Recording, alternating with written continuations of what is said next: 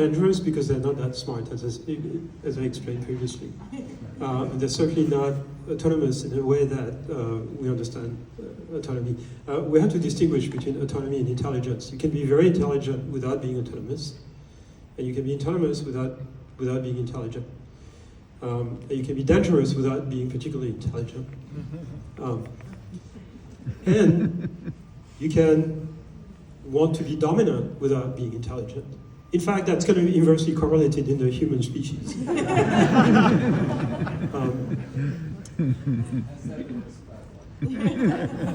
You know, politics. I won't cite names. So, I think what is required is systems that are intelligent, in other words, can solve problems for us, but they will solve the problem we give them, okay?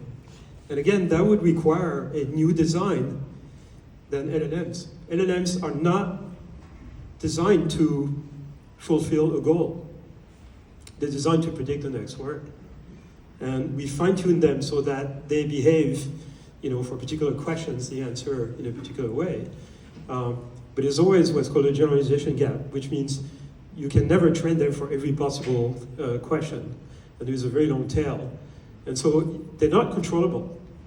And again, that doesn't mean it's very dangerous because they're not that smart.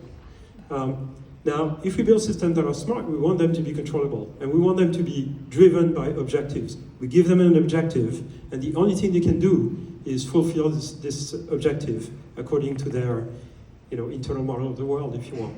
So plan a sequence of actions that will fulfill that objective.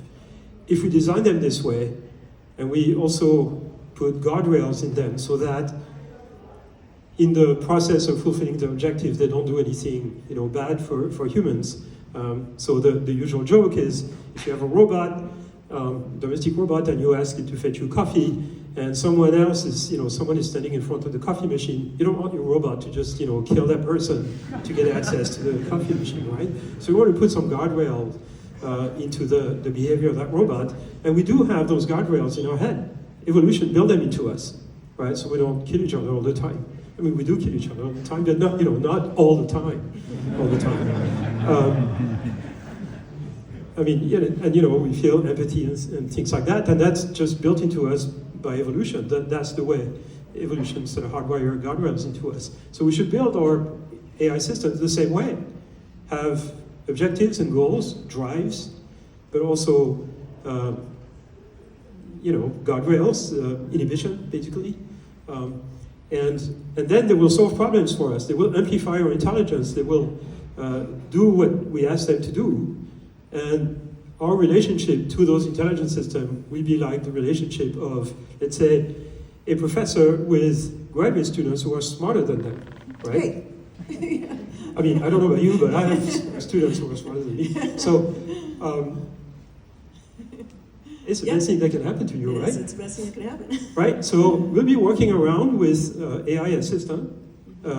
They will help us in our daily lives. They'll be smarter than us, but they will work for us. They'll be like our staff.